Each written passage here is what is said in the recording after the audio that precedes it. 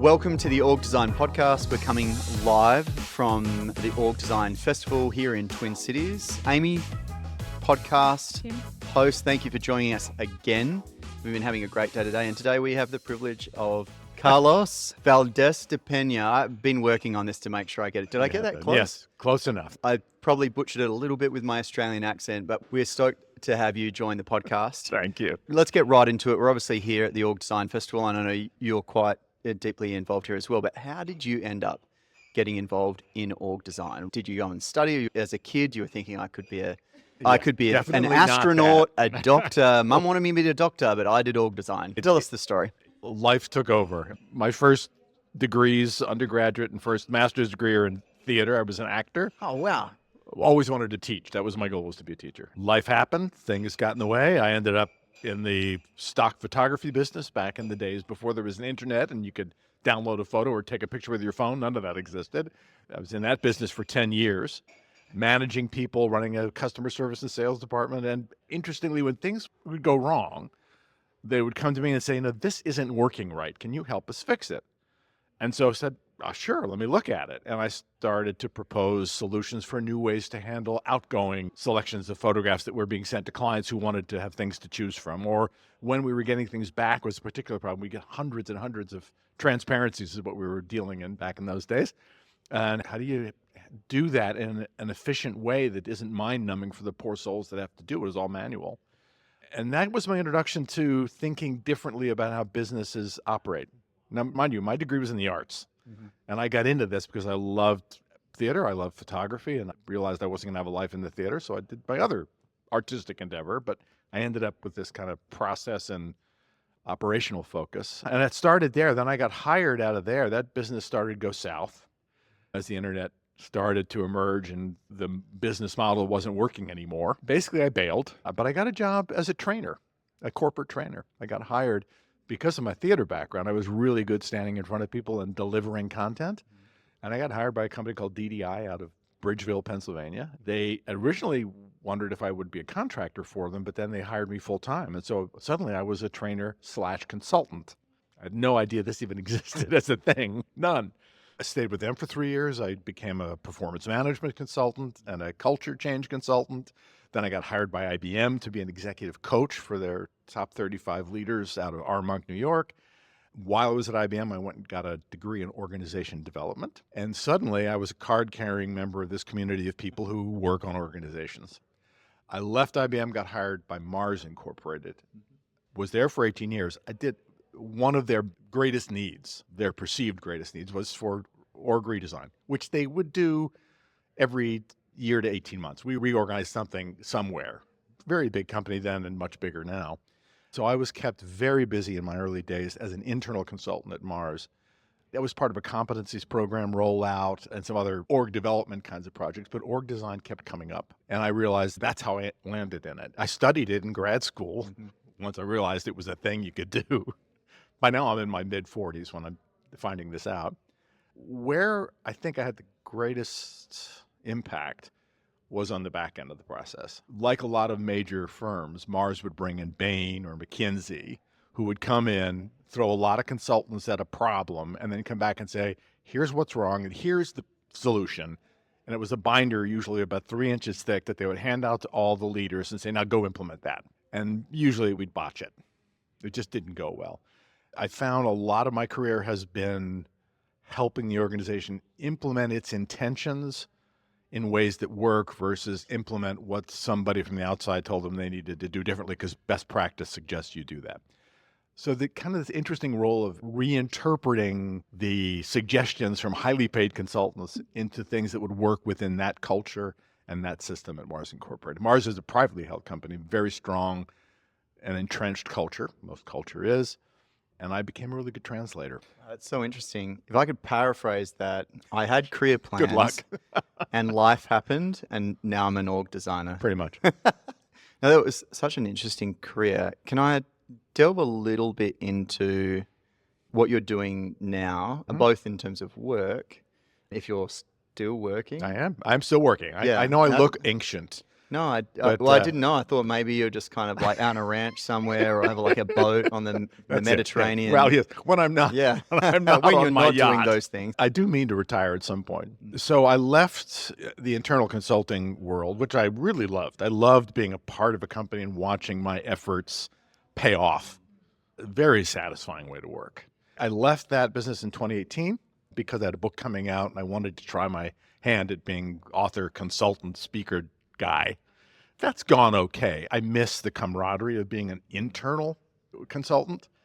And again, experiencing the impact of my efforts firsthand. I stay very closely in touch with the folks at Mars. I still consult back to them quite a bit. Most of my work these days is in the space of working with senior teams, helping them make sense of what they've been given in the org. So, like I said, and Mars continues to do this, they like to reorganize, try a new shape, try a new structure, put these people there, move that function there.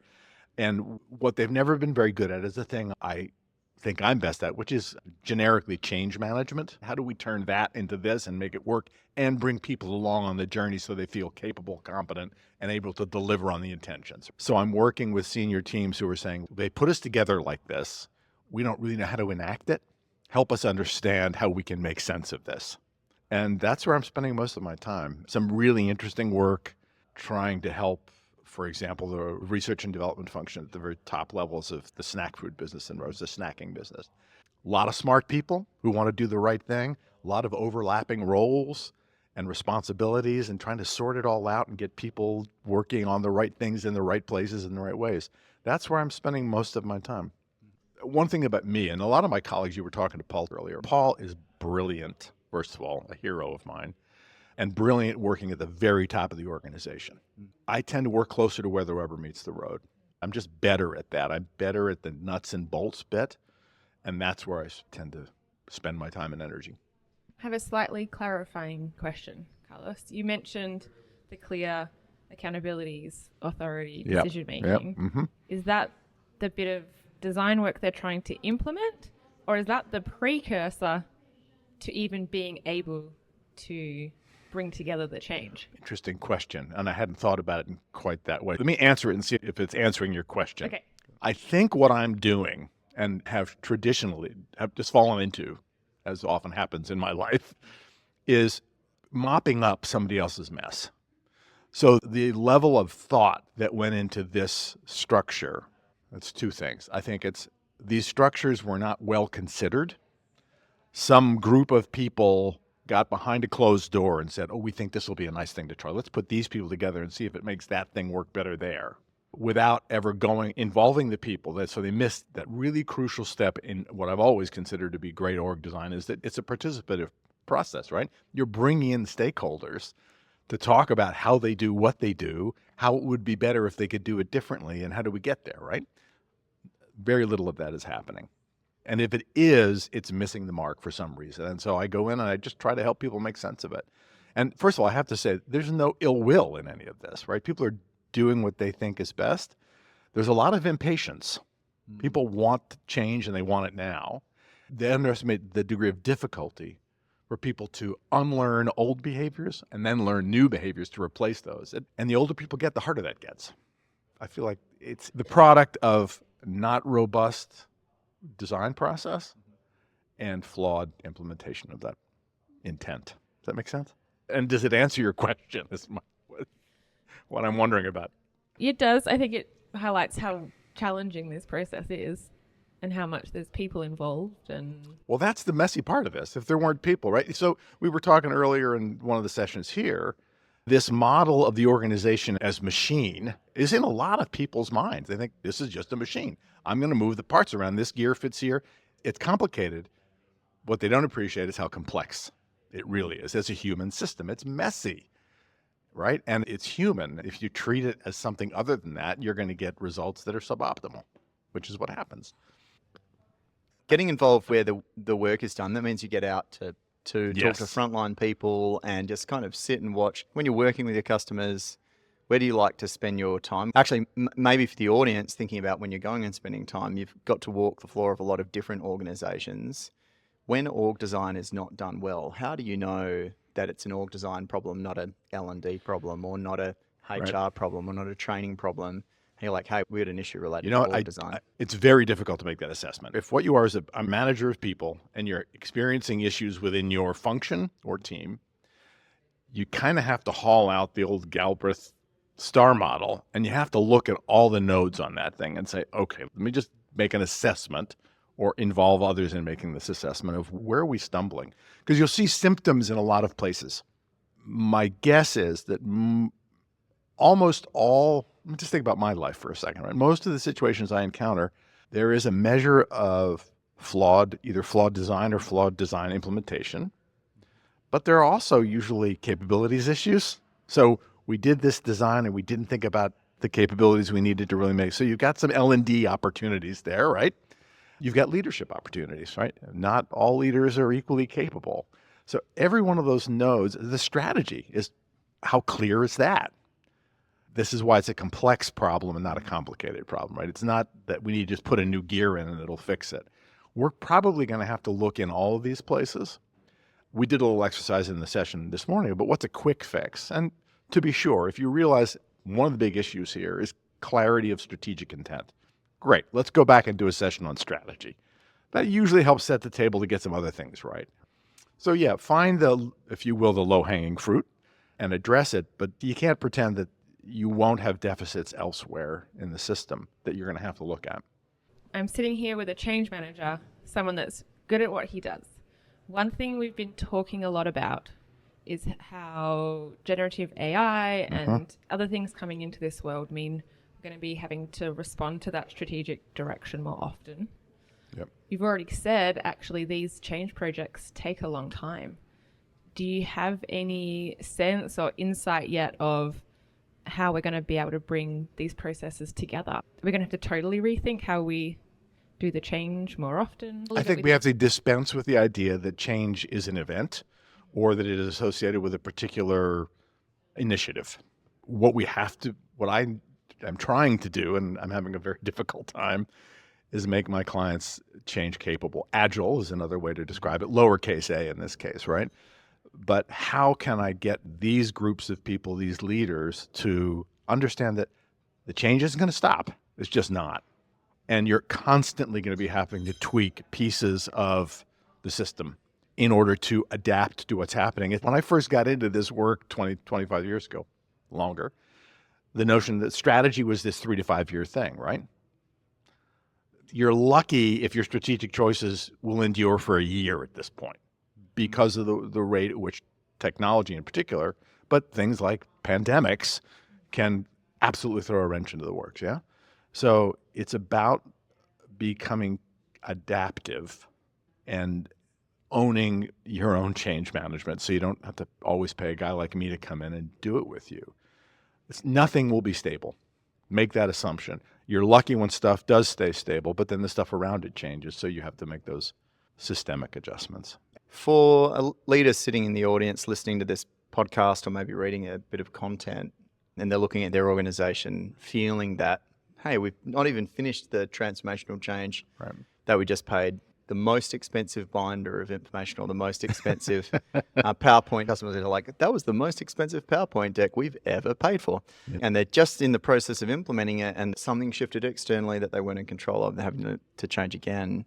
What are the couple of basic things that you would give advice to any leader leading their organization that they need to think about, say, to have their organization think more agilely? Is there things they can do that is small and iterative to have a healthier org design culture? I have a bias, so I'm sure other people answer this question differently. I think the unit of agility, the unit of adaptability is the team. And you have to start thinking about, and this is not news, right? There's some org design concepts out there around this. Teams represent a capability, typically, right? A subset of capability often, and they're agile enough to move and go where they need to go. So what we have to do is, as a leader, and it will depend on your organization and its culture and how hierarchical it is, right? But you need to be able to be constantly assessing the trends that are affecting you and be willing to speak truth to power a little bit and say, look, you've got us working on this. The org design is set up to optimize this kind of outcome. I'm telling you, that's not any longer the outcome that is going to serve our business purposes. The enterprise needs something else, and you need to let us go there. And that upward feedback, and ideally it's coming from whoever your client/customer is through these teams and up.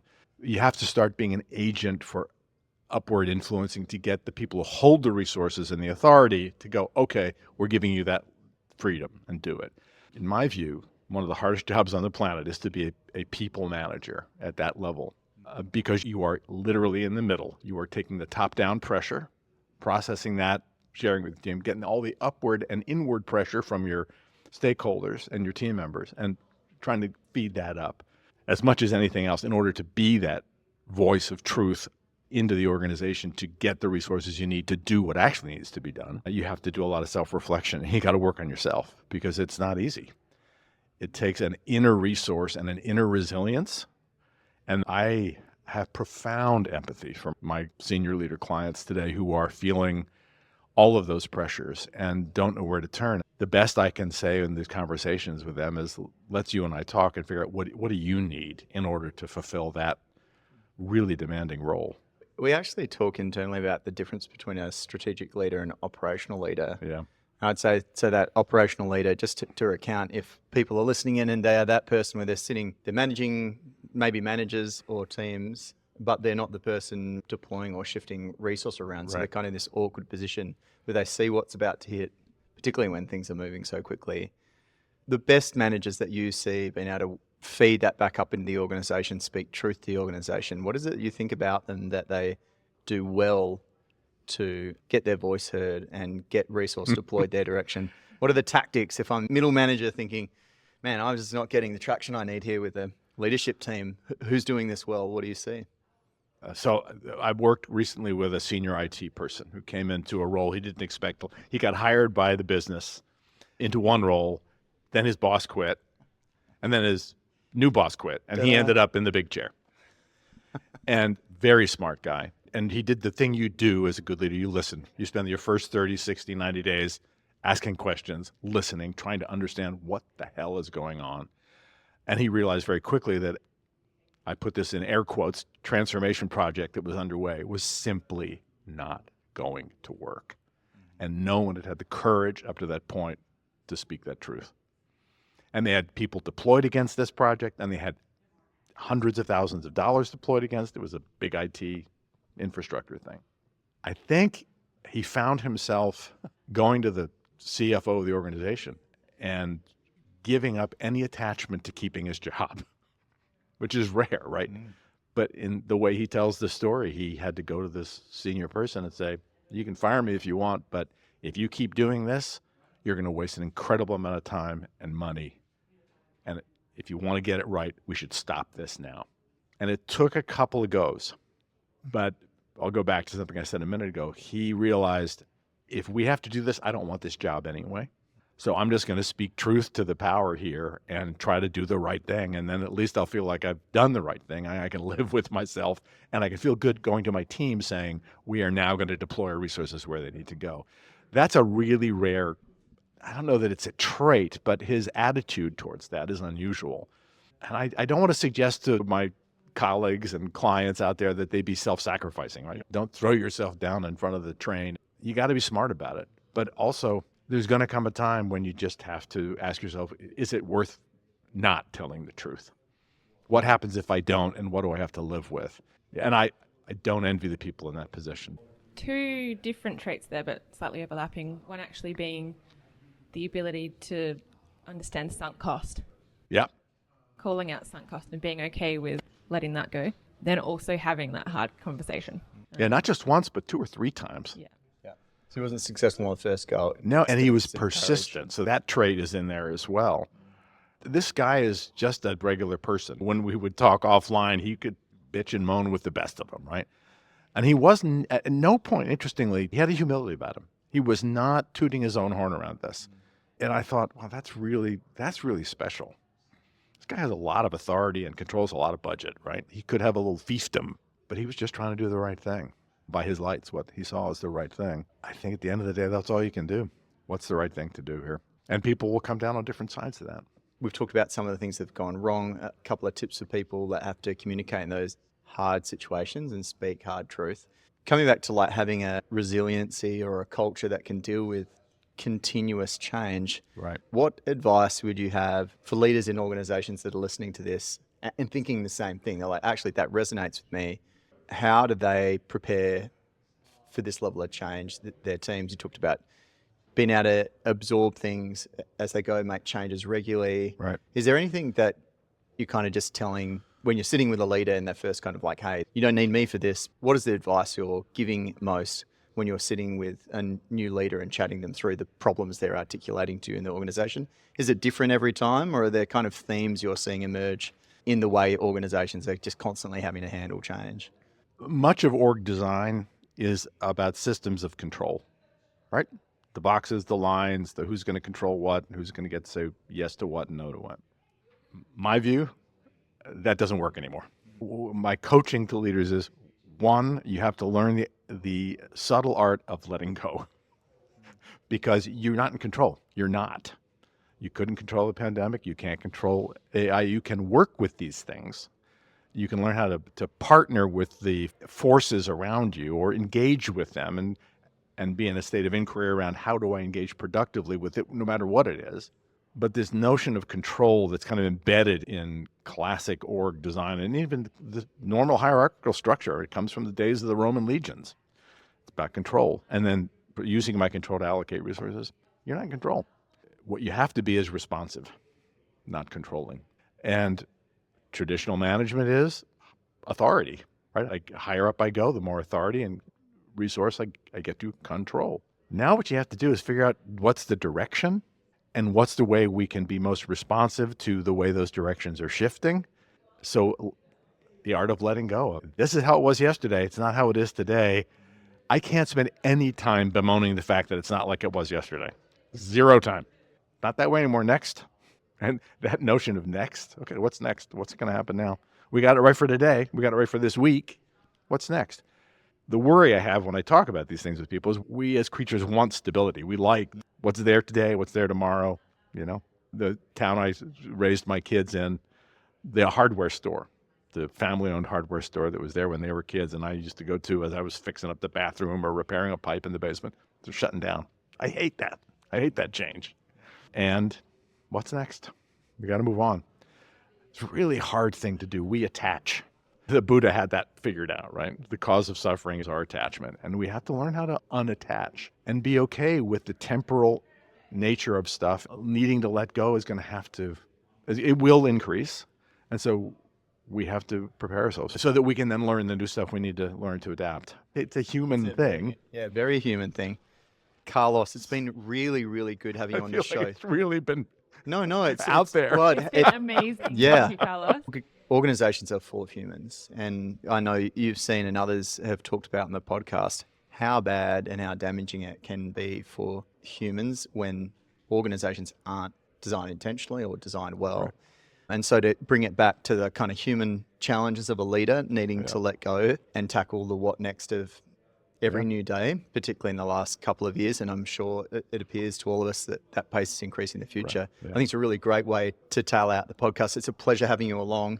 I know you're pretty involved in ODF and the conference. How is the conference going?